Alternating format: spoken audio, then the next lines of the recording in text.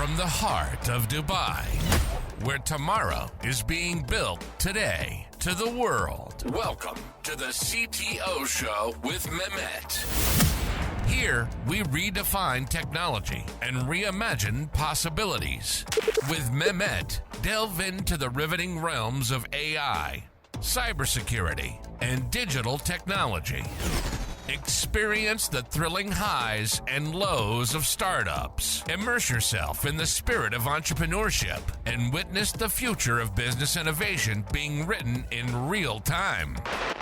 Now, without further ado, let's tune in and explore the future. Hello and welcome back to a new episode of the CTO Show with Mehmet. Today I'm very pleased, very happy, very thrilled to have someone from Singapore. I think Amir, you are my second to be frank, but it's been a long time. I felt like you are the first guest from Singapore. I get excited when I talk to founders, when I talk to operators, to builders, if they are especially in parts of the world which I am big believer in. Like Singapore is one of them, Dubai is one of them, of course, and a lot of parts of Europe. So my audience know I don't like to steal the show from my guests, right? So this is why I'm gonna pass it to you, Amir, to introduce yourself, tell us more about you, your journey, what you're currently up to. Tell us the story of Utu. I'm gonna give a hint to the audience. This is a sector we didn't touch much on still on the show. So Amir gonna tell us about a lot of things. Again, I don't want to take much of the time. Amir, thank you again for being here with me today. The floor is yours. Thank you so much, Mehmet. Well, if you believe in Singapore, what I will say is you now have a friend here. So I'm expecting Thank you to you. come and visit, and would love to show you the town, the city, and take you for a nice meal. So please come anytime. Hi to all listeners. It's such a pleasure to be here, and I'm so pleased and thrilled to have been invited on the show. I'm in the tourism space, a very interesting space from a technology perspective, and we specifically look at tax-free shopping. Now, my father is my co-founder, which makes for a very interesting relationship. Nice. Uh, my mother is never happy. My wife is never happy because work often follows us home, fortunately or unfortunately. Um, but my father brings tremendous experience from his past life and his past career. If I were to put what U2 does in a nutshell today, if you look at countries worldwide that have tax-free shopping systems, so me as a tourist coming in, buying, say, a handbag downtown, I'm eligible to claim the tax. In some countries, it's called goods and services tax. In some countries, it's called VAT, value added tax. Tourists are eligible to claim this back at the airport before they depart from the country. And the whole concept around tax-free shopping was to make countries more attractive to tourists to come and shop in. So if I were to say what is you to do in a nutshell, today about 5 billion US dollars leave country borders every single year in VAT Mhm. refunds and are taken home by tourists. So I go shop downtown, I get a VAT refund at the airport. In the case of Dubai, those dirhams are in my pocket and I'm taking Right. it back home and spending it on my kids' kindergarten fees or my petrol for my car, etc. The question we asked ourselves is why should that money ever leave the country? Why should it not be used in the final retail opportunity that any tourist is likely to see, which is either the airport or if you're buying a bag downtown, why don't you use your VAT refund to buy the matching wallet? So we recycle VAT refund value that was initially going to leave the country to generate extra sales within the local ecosystem. And that's kind of what we do in a nutshell. As I mentioned earlier, my father is my co-founder, and he actually started his background in the duty-free sector, operating the perfumes concessions in Singapore Changi Airport, which is where we are based. We're a Singapore family, as you picked up earlier, Mehmet. After he finished his stint in duty-free, he started in the world of tax-free and built two of the major companies in the space. One is a company that some of your listeners might have experienced on your travels. It's a company called Global Blue, and they're the market leader in tax-free shopping services. He sold Global Blue and then bought a company called Premier Tax Free, building that over a period of 26 months and selling it again. Premier Tax Free, you'll know today as Planet, especially for those of you listeners living in the UAE, you might have recognized the Planet kiosks and operations at the airports like Abu Dhabi, Dubai, Sharjah, etc. So I would say what I really do, Mehmet, is I bring my father's experience, and I guess I'm slightly younger than him, so I bring in sort of the energy and the vigor and verb, and I deliver his vision for what we call the third paradigm of travel retail, which is connecting city side shopping to airside shopping and creating a system where we ensure that value that was leaving the country is now spent within and enriching the local ecosystem. And that's sort of what we do. That's great. And thank you, Amir, again for being here with me today. Now, you kind of mentioned what you do, Amir, and you Yep. mentioned, and of course, we chatted before, me and you gave me the whole story right behind it. You gonna give us, you give us, what you do, right? But there was, I'm sure, a aha moment, as they call it in the US, or maybe a compelling event that you said, you know what, you and your dad, like, enough is enough. There's something really going wrong here. We need Yeah. to start. I'm curious about, the early starts of this, how the concept, formed for you, that yeah, we can actually build a company out of it. Like, because what happens sometimes, I mean, and I wanted to, ignite my audience as well. Sometimes we see problems and we kind of we're not sure, yeah, maybe we can live with that. So there must be something that triggered you to say, like, no, there is something out of this, there is a business out of this, and of course there's benefit for whoever gonna use the platform also. Sure. I think, Mehmet, you've touched on a very strong point. I think there's two parts to this question. There was a personal trigger and a professional trigger. And maybe I can address the personal one first. And what happened was I finished my undergraduate in the United States, and I was offered a job in private banking. But at the time, my father was diagnosed with cancer. And I said to myself, I want to come back home. It's really important to be with family. So I turned down that job, came back to Singapore. And my dad said, okay, so while I'm getting treatment, you need a job. Right. So I was given a job opportunity at Google, which was an exciting opportunity. But I decided that actually, my father's somebody who has so much experience. It would not be a good idea to not be able to learn from him. So I said to my dad, look, I want to work with you and I want to learn from all your experience. So I think that was a personal trigger which made me say, okay, look, this is somebody who knows the travel space really well. I love travel on a personal level, but my dad he's always brimming with these ideas, and I wanted to be able to take some of these ideas and distill them into a product that could create significant impact on people's lives, as he did with tax-free shopping when it first came, right? So there was that.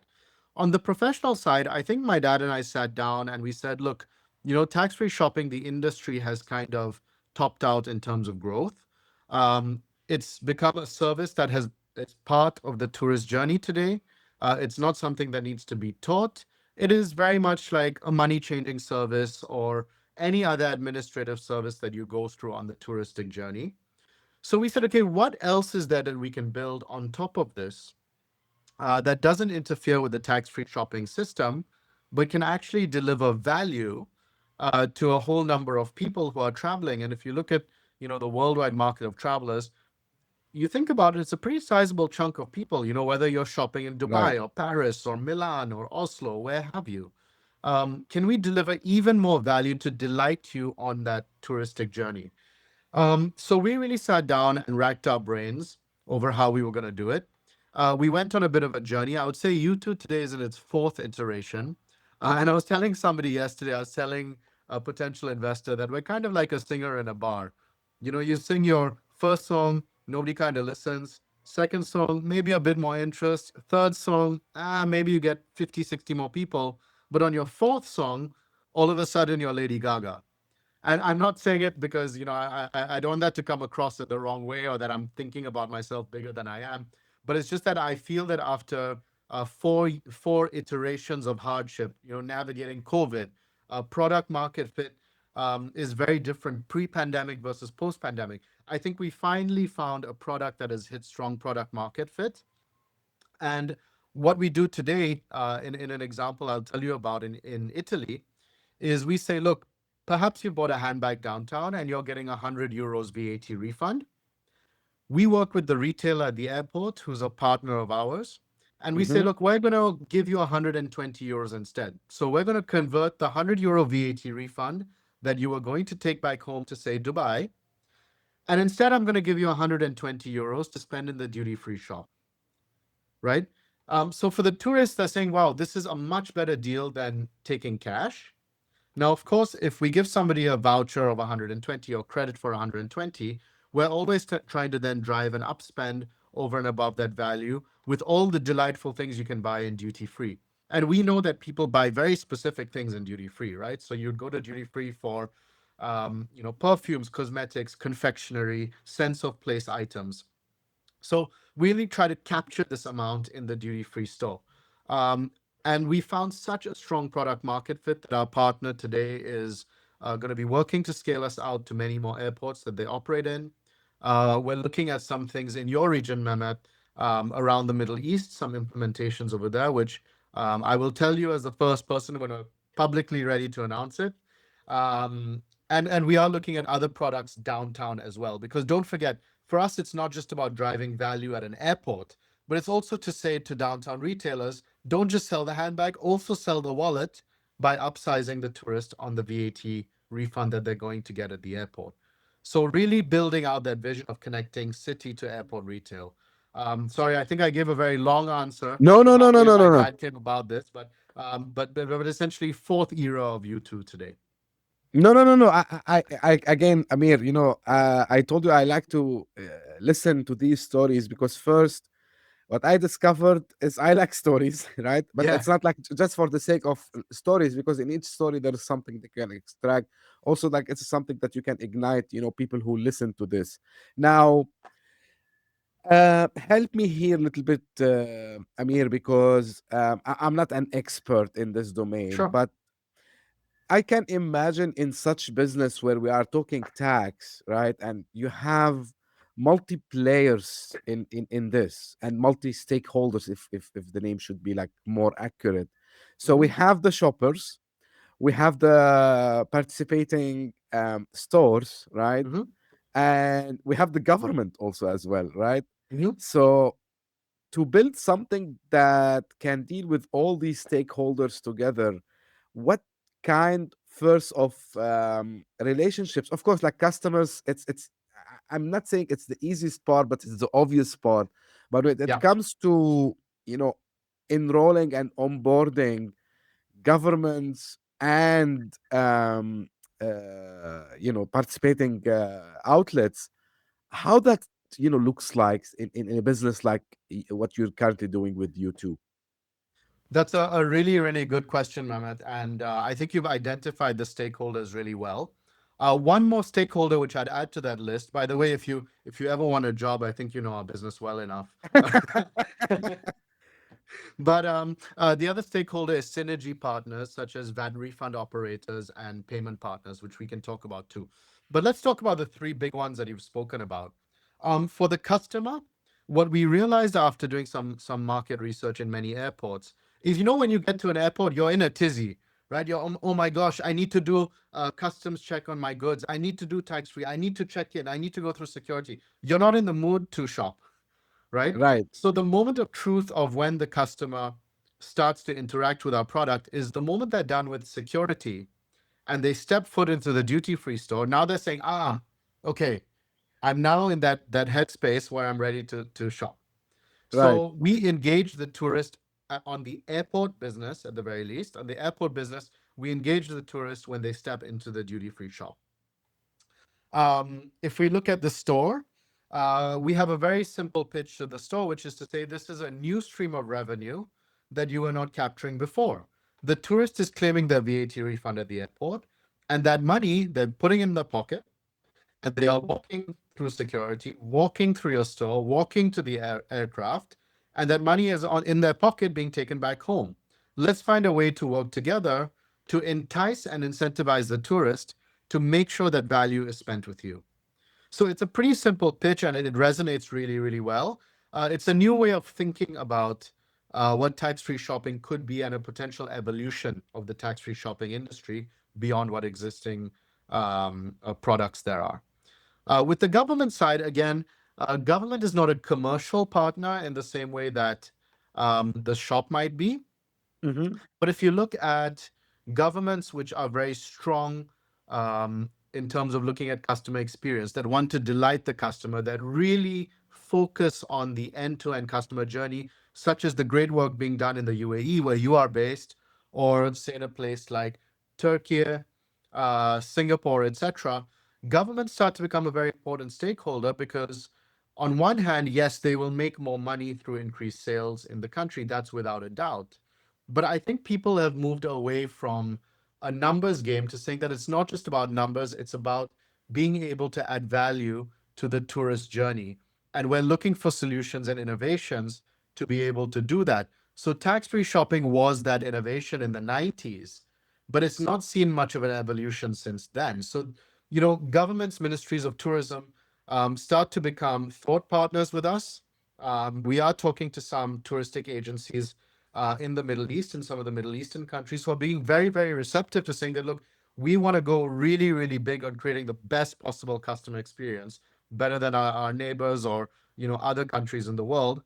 Let's start looking for solutions outside and bring these innovations in, incubate them, and allow them to participate in the tourism industry and help them to scale out.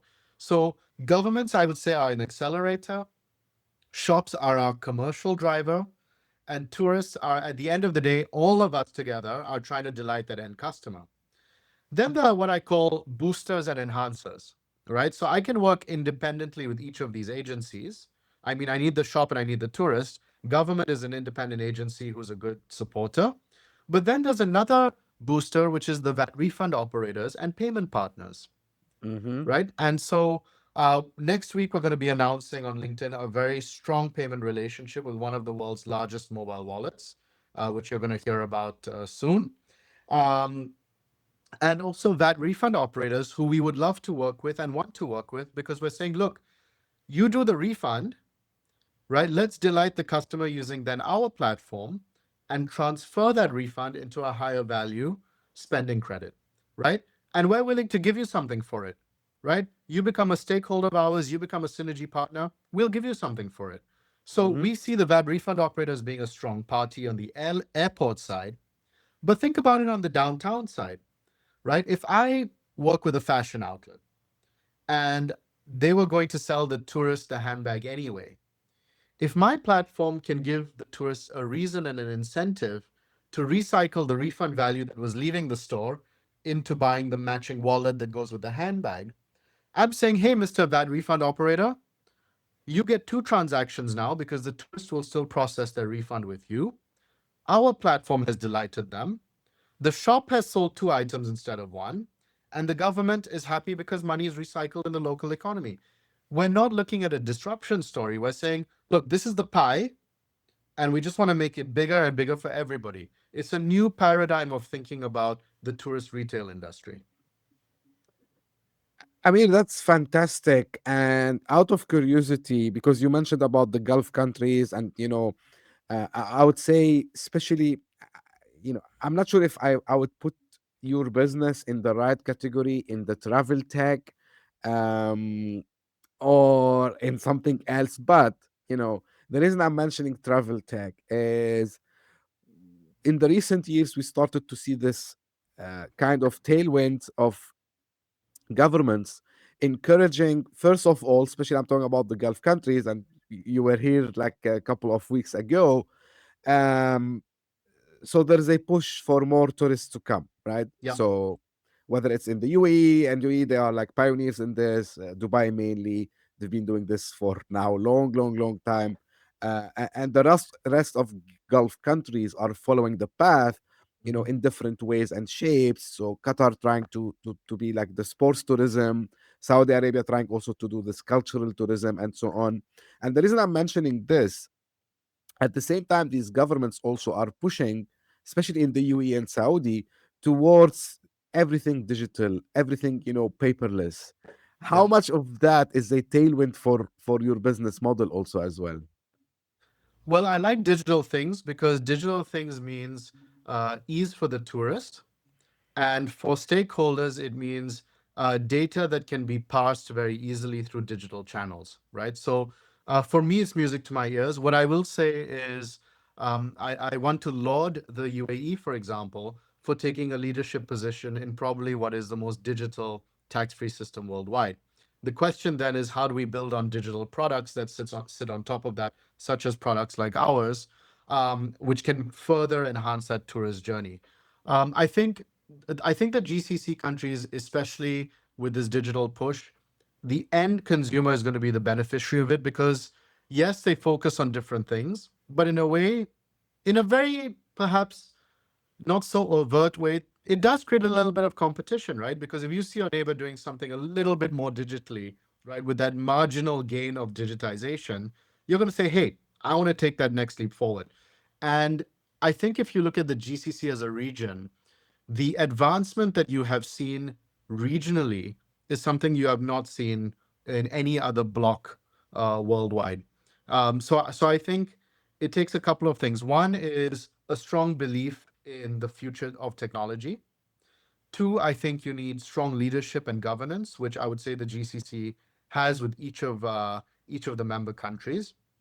And finally, you need a population that believes in what they're being told and follows that train of thought and says, this is the vision and I want to execute it, right? And I think, for example, Vision 2030 in Saudi has really proven that the whole country has gotten behind the vision and they're executing on it. And I've been going to Saudi, I've been maybe 6 times in the last 1 year. And every time I go back, you just see so much advancement at such a rapid pace. It's exciting, right? With the UAE, we saw that with the Expo and how the whole country got behind and really shifted the boundaries of what tourism could be, albeit in the most challenging time I think humanity has ever faced in the pandemic, right? You look at Qatar and the statement that they made at the World Cup. We heard things like it was the safest World Cup, one of the most enjoyable World Cups.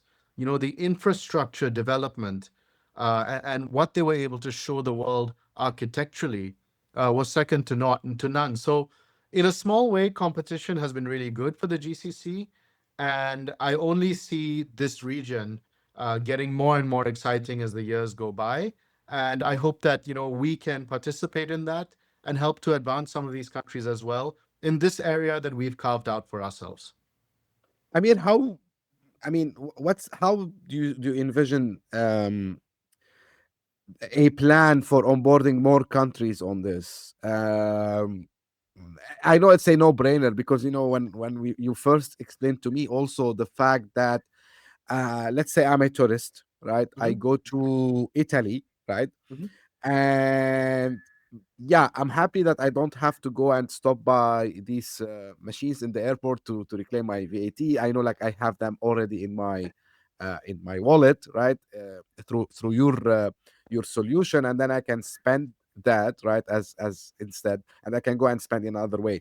My point is, when we think about scaling, and I know, like, it's not something easy to do, Yeah. but building and keeping, I would say, the same user experience, and I know, like, you have this UI UX experience also as well, to cater different, cultural needs, different maybe policies. How do you envision, your growth plan, for you two in the future? That's a really, really good question. The one correction I'd make, Mehmet, is the tourist will still need to go through the tax-free process of that country. Mm, Because at the end of the day, if you think about it, companies like Global Blue, Planet, etc., are the VAT refund guys. We are the VAT voucher guys. So okay. two separate products playing in the same space. So we don't disrupt or get involved in their process because the tax-free process is really an export mechanism process. So we don't get involved in that. That's a government-run process defined by the country. We kind of take over after and use the value of the refund as a trigger to generate a further spend. But you've asked a really good question. If I were to look at it in the GCC perspective, I think first and foremost, our specialization is in the tax-free shopping ecosystem. So Mhm. we would need a country to have a tax-free shopping um, regime or a protocol. So countries like the UAE was the first in the region to start. Bahrain followed soon after, and Saudi launched their tax-free shopping scheme earlier this year. So we're in a really good position because we have three very, very strong GCC member states where we can start to look at our growth plans. We're always open. The moment Qatar, for example, wants to implement a tax-free shopping scheme, you bet your bottom dollar that we're going to be knocking on the door there because we think we can add tremendous value to that economy. So we have had, we're in final stages of agreements for our technology within Saudi, which we're going to tell you all about later this year. With the UAE, we actually have a running business. And when you ask about scaling, the UAE is a very, very unique market because being the first in the region for tax-free shopping, what was really interesting for us is we found a lot of openness and willingness to learn about new technologies and entrepreneurship in probably one of the most entrepreneurial commercial areas of tourist retail, which is in the Gold Souk. Mm-hmm. So we said to ourselves, look, the beachhead market, because look, new technologies sometimes are a little bit scary, right? Not every technology is like ChatGPT, where it's easy for people to onboard and understand. Sometimes things take a bit of time. So we said, look, if we were to look at scale, we want to go to firstly where transaction values are high, where there's a tremendous amount of tax-free shopping being done. And if my memory serves me correctly, over one third of all VAT refunds done in the UAE come out of the Gold Souk. Mm-hmm. So we actually have a running business in the Gold Souk today where one of our partners, Thungles, for example, Thungles today is enjoying a system where if they're about to sell the necklace, they use the VAT refund value that the tourist is going to get before they leave the UAE. They use that value to trigger a higher value credit to maybe push a pair of earrings that matches the necklace, right? What Thungles is also able to do is that let's say somebody has a VAT refund form earned elsewhere, a credit that has been generated by another store. Thungles is saying, bring me that credit, and I'll be happy to upsize that into a credit to spend with us. So they're getting, on one hand, a fresh sale from a tourist who may not have come to Thungles, and for tourists who are already in Thungles, they're able to sell more items. And we're seeing a huge amount of interest in the Gold Souk. So that's sort of our beachhead market. What I always believe is that, an entrepreneur such as myself or my UAE country manager, we need to be doing the hard yards to prove the data works, to prove the model works in the country. And now we know that the model's working really well. With just one merchant, we're going to be hopefully breaking our first profit in the UAE by the end of this Great. month. And that's a data point for me to then go to the right people in the tourism industry and say, look, we've proved it. Here's the data. Here's what we're able to drive in incremental sales. Why don't we start looking at this as something to truly delight every tourist who comes in? Would love to have more introductions to more retailers right here in the UAE. And the same for Saudi and the same for when we go to Bahrain. Right. I like your approach of mastering, one market, which is, I would believe as you mentioned, it's like the most interesting, diverse, and one of the oldest market, because UAE was, if I'm not mistaken, I think I'm not, the first one country I mean, in the GCC to introduce the Yes. VAT. The rest followed, and they are always like looking for ways to enhance things. I was listening on the radio and I remember that I had the episode with you today. So 2 days ago, maybe I was driving to Abu Dhabi and they were mentioning also like they are trying also to simplify the process. I mean, for the kiosk, I think it was already announced before, but even the online purchases also as well. Like if you, let's say you come to the UAE and you buy something from the local Amazon or I don't know, like things like that. So they're trying also to include this somehow. So there is always a push for the better over there. Now, something which in what you do, Amir, and for some people it might look as a very traditional business, right? It's retail at the end of the day, right? So so Mhm. so we are talking about the retail business. What you did already with the concept of these vouchers is you know really smart, I would say, and it's a no-brainer for everyone. how much innovation you can still think of, especially everyone now would ask this question, oh, what are you doing with AI here, right? Or like what, like how you might leverage some cutting edge technologies in a retail business which like look classical or traditional. What's your answer to this, Amir, usually? That's a great question. So what I will say is we look at AI as a tool. I don't pitch myself as an AI company because I don't think that's right. But we do use AI as a tool. So for example, in the case of Italy, the way our system works is very simple. You simply take a picture of your tax-free form using a Hmm. web app, and we use AI to understand that form and extract the VAT refund amount from the form. Right. So Nice. that's AI at work. Now, if you expand that beyond just looking at variables on a tax-free form, the question is what other kinds of data that can we understand from that form, right? Mm. And how can I then work with my partners to optimize putting the right products in front of the right people? So, for example, if you are going into a duty-free store, right? You, as Mehmet, have shopped in Italy, and perhaps you bought yourself a backpack from a luxury retailer, right? You used our downtown voucher to maybe buy a wallet or the in-store credit to buy the wallet, and then maybe you bought a keychain from this luxury retailer.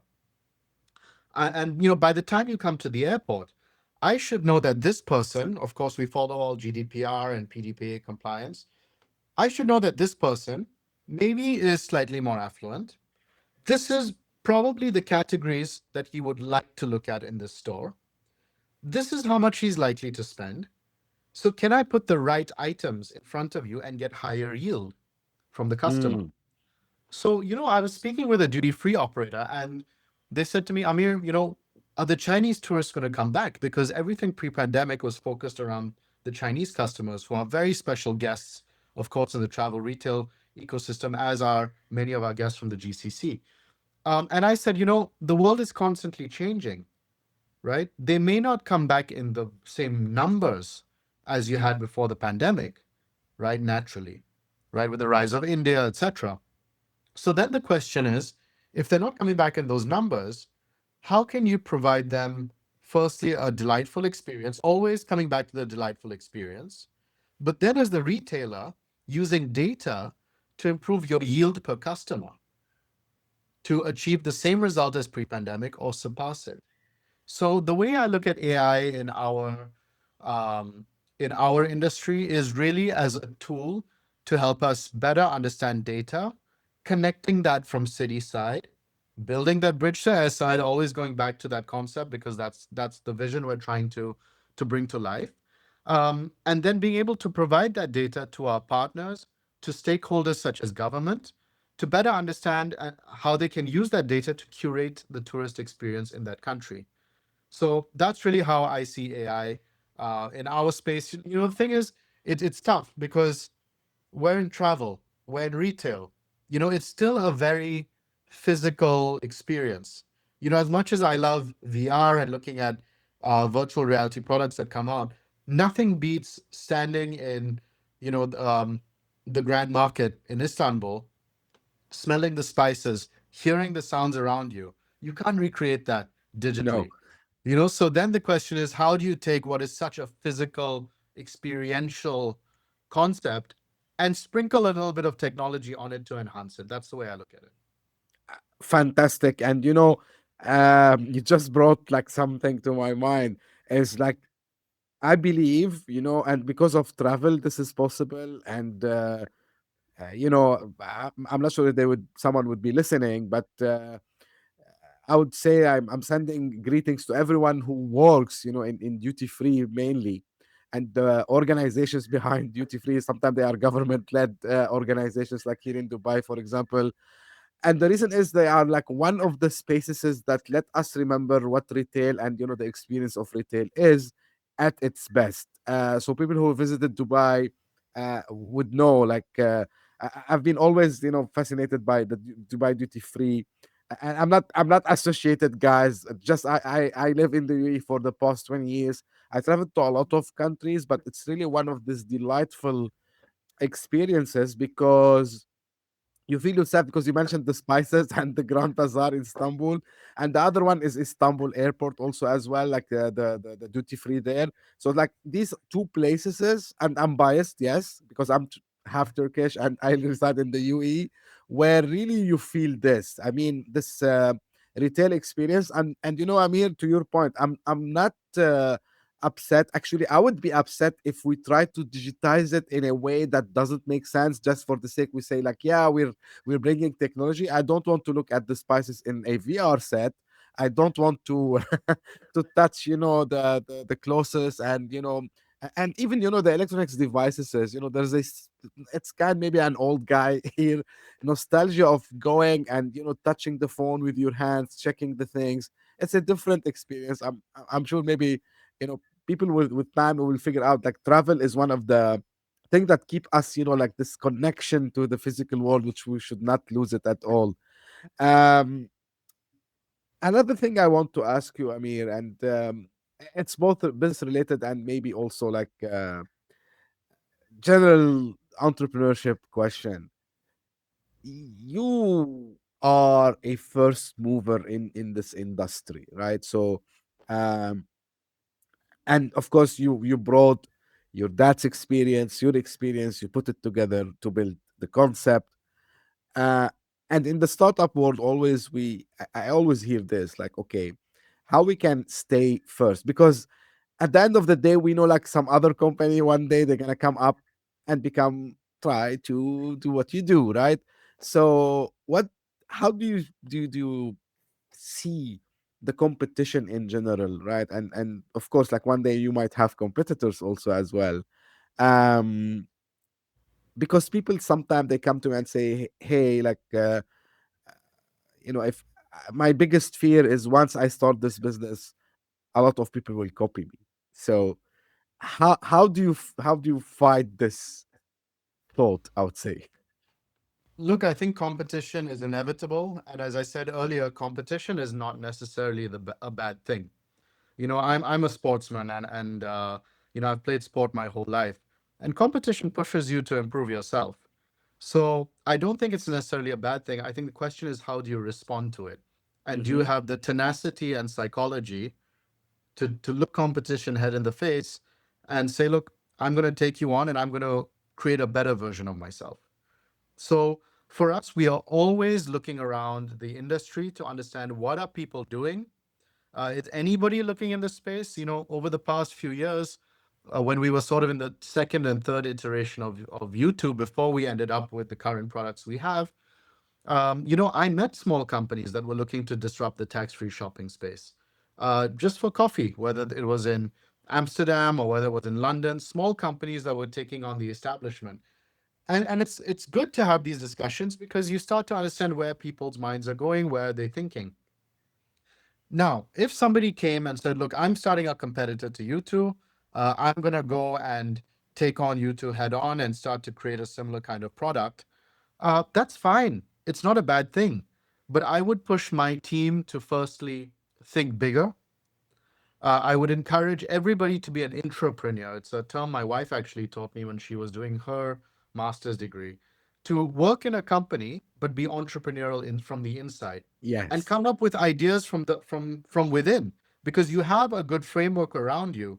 You have a knowledge base, say from my dad, right? You have perhaps a more commercial, operational person like myself. So you have a framework and an audience that is ready to receive ideas because we ourselves are entrepreneurs. So that's really important. That's fantastic point of view, I would say, to think about the whole startup entrepreneurship concept. And maybe I told you this, Samir, when we first spoke before this episode, I mean a couple of weeks ago. Like, people ask me like, do you consider yourself really an entrepreneur? I said like, look, I don't hide reality. I didn't, established or started maybe a company in the sense of a startup company, but I'm a status quo basher. Like whenever I see something, I question it. I try to see how we can change things. So yeah, I consider myself an entrepreneur. Lucky enough that this podcast became, my entrepreneurship space, if you want, where I'm talking to brilliant minds like you, also, Amir, and y- and can see the passion for this. Like you love what you do. I can see it. Even you're in Singapore. I'm now in Dubai. Um, just as we are close to the end of this discussion with you, Amir. Uh, Final thoughts from your side. Where do you want to take you to, and where people can find out more? Sure. So look, where do I want to take you to? For me, I want to be in every city worldwide that has a tax-free shopping scheme. I want to be able to add value to retailers downtown. I want to help you to increase your sales. If you're at the airport, I want to capture all this value that was leaving your airport and drive significant revenue for you. I want to work with governments to improve the touristic journey and what people can experience on their shopping trips. But ultimately, for me, the proof is really that delightful experience I can give to the tourist. And it takes all these stakeholders, VAT refund operators, payment operators, us, governments, shops. We need to all bring it together. We each have a part to play, but it's always about taking the tourism industry forward. Today, we are operational in Italy. As I said, we have a great business in the Gold Souk, and I love going there because, for me, the Gold Souk is a collection of entrepreneurs who have moved to the UAE, Right. made a life for themselves. So I love going and still doing sales pitches there. You'll find me there a couple of, well, not a couple, maybe like 3, 4 times a year.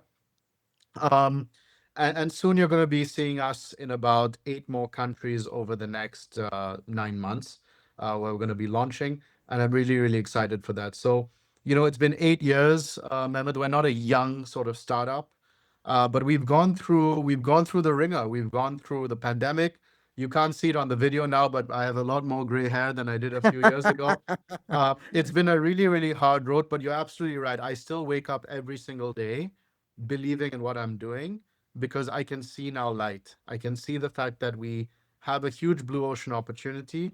It's about staying humble, grounded, and open to receiving criticism, but also open to seeing what innovations are out there and bringing our products to the whole world of tax free shopping, duty free retail worldwide, wherever tourists are shopping. And the website is U2 dot Dot global. global. Yeah, I'm Yeah. gonna make sure that I will put this. So for the listeners, go and check it because it's really game changing. Like when Amir explained me the first time the concept, I was like mind blown because I said, "How come no one else thought about it?" But you are a brilliant guy, Amir.